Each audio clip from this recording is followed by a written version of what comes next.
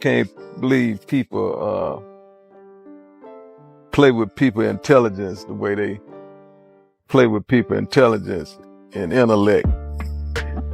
You know, the way they do today. You know, people are telling lies for a living. Maybe we need to change the word for the youngsters. The checking in part, you know, is they seem to get hung up on that word. Checking in. Yeah. So if we could diversify that word and bring it up to a 2021 thing. Right. Think about it. A lot of died because of what? Because they stayed where? In the hood, right? Yeah. So when I came out of jail, what did 50 do? Yo, get him an apartment in Battery Park. Oh, it's a to me because who pick who he be fight with. Right. Like if you see it and you go, oh, I'm not going because this. I won't him, but I fuck him up. Yeah, I think I can take him. Right. What's the word, OG? What's the word? Maybe we may want to tell them they need to get connected. Yeah. You know what I mean? Yeah. Maybe that's the proper word, connected, properly connected. Yeah. Or whatnot. Yeah, they get tripped up on the semantics. Yeah, they get stuck. I mean, right there, you stuck. So then you stuck on stupid, right? Yeah. You're stuck on stupid, and you're not using your power. I ain't sell a record to do nothing yet. Where's Battery Park at? That's right there by the Statue of Liberty. Oh, you was living. 50 laid you out. He was too I'm coming out the building. He like, yo, I would've I stayed got around. too much beef cream. All these. Move him to Battery Park. He can't go back to his mom's crib. They gonna kill him over there. Straight to Battery Park. Like that. It's a difference. Like That's love. Access to powers that you have, you're looking at it as a negative versus a positive. You know, we all know if you can tap into good people wherever you go. Wherever. You know Yeah. what I mean? It's a blessing, Rip. Real talk. You know Real what I talk. mean? Who want to have access to power and not use? What happens when a street legend gets publicly checked by someone who used to stay silent? When Tony Yayo called out Jay Prince, it wasn't just about respect. It was about the entire system of power behind hip-hop's darkest politics. And the wildest part? It all started with 50 Cent quietly moving to Houston and not telling anyone. What's to me because who pick who he be fight with. Right. Like if you see it and you go, oh, I'm not going because this. I won't him, but I fuck him up. Yeah, I think I can take him. Right. You want to fight the In hip-hop, checking in has always been an unspoken rule. Land in someone else's city, and you'd better pay your respects. Or pay the price. Jay Prince, the founder of Rap-A-Lot Records and the silent godfather of Houston, built an empire enforcing this code. For years, he moved like a ghost, never flashy but feared by all. Newcomers were expected to call him, connect with his people, and essentially gain clearance to move freely. To some, it felt like tradition. To others, legalized extortion in disguise. Tony Yayo broke it down plain and simple. Check-in means pay up or risk getting lined up. And that's where G-Unit drew the line. They never played that game. No middlemen, no fake protection. Just real security, their own rules, and a refusal to bend to street politics.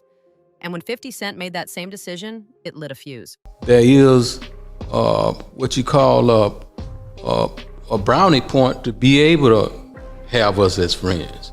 You know what I mean? I don't want to impose or force myself to embrace nobody. It started with a tweet. I love New York, but I live in Houston now. I'll explain later. That single line sent shockwaves through the industry. Not because 50 was moving, but because of how he did it. No phone calls, no check-ins, no Jay Prince. Just boom. He's in your city. And in Houston, that's considered a declaration of war. Word spread fast that Jay Prince was furious. Rumors swirled about behind-the-scenes pressure. Some claimed Jay tried to make 50 pay up for moving in without permission. Others said the tension had been brewing for years. But one thing was clear. 50 didn't fold. Instead, he doubled down, laughing off threats, ignoring street politics, and moving like a man on a mission. He didn't just move, he planted a flag. And that changed everything. You know, a lot of shit I wouldn't have done if I would have known better. So, you know, with that combination of wanting that for myself, wanting that for my loved ones, then it's only right to like extend that invitation Behind the scenes, 50 had plans to build something massive, a $20 million film and television studio under the G Unit banner, right in the heart of Houston. This wasn't just a vanity play, and it was infrastructure, jobs, opportunity, and visibility. But then, without warning, the whole thing vanished. Relocated to Shreveport, Louisiana. Officially, 50 claimed the move was about better tax incentives and infrastructure. But to anyone paying attention, the timing was suspicious. Pressure had been building. And when a man like Jay Prince allegedly feels disrespected, whispers of interference start to spread. Did street politics chase 50 out? Or did he refuse to play ball? Either way, the message was loud. 50 was too smart to get trapped in a city still playing mob games. He took his millions, his ideas, and his influence and bounced. First of all, like every time I've experienced Houston, like when I was out here, I ran into random acts of kindness. Like the people have been good to me. You know what I'm saying? So it's one of the places that I'm like, man, or maybe Houston, like Houston or Miami popped into my head at that point. The pandemic, the way they dealt with the pandemic in New York City, it was wow. Like it was like they kept it closed.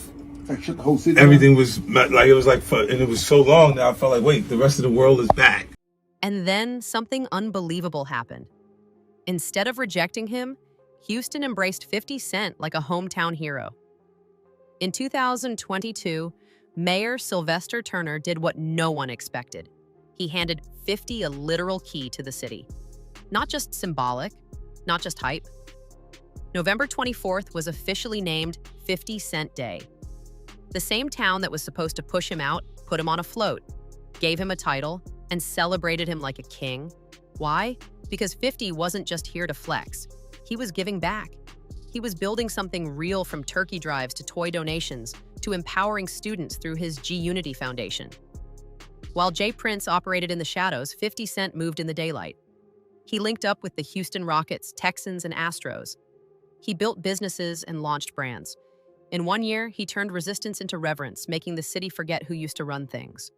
This is somebody who is a philanthropist, rapper, artist, business person, you name it, used to live in another city up north, but found his way down south. This is one person who is now a Houstonian.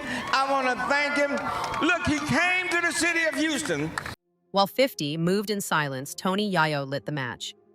In a candid interview, he pulled no punches. The check-in system is a trap. It's extortion dressed up like hospitality. Yayo went deeper than anyone expected, calling out how artists get lured into trusting local crews instead of bringing real security. He cited Pop Smoke's tragic death as a cautionary tale. Trusting the streets can cost you everything. G Unit?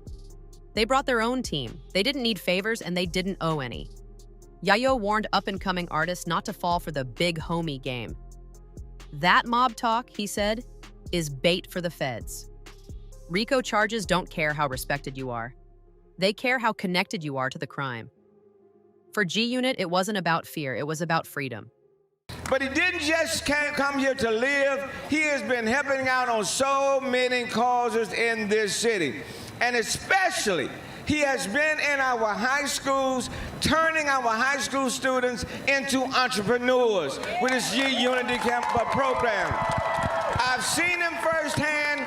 This city has been elevated because of his presence. And so today, we have the honor of saying to him, he's our 2022 Grand Marshal. Give it up to Curtis 50 Jackson. Then came NBA Youngboy. No check-in, no alliances, just business. And just like that, chaos hit. His spot was broken into, his jewelry and car keys snatched. Days later, Jay Prince popped up on Instagram holding Youngboy's stuff like a hostage negotiator. Instead of handling it quietly, he made it public. Youngboy snapped back, blasting him for turning a robbery into a clout move. "If you really wanted to help, you'd have called me," he said. The streets were watching, and they weren't impressed. What used to be seen as power now looked like ego. And with one fiery exchange, the whole game changed. The streets weren't scared anymore. They were questioning everything. Right, I'm gonna give rappers they jury like me back. and Youngboy, for example. He called me, right? Recently? I mean, he called me when that shit heated up. Okay. Right? And it was like somewhat of a misunderstanding.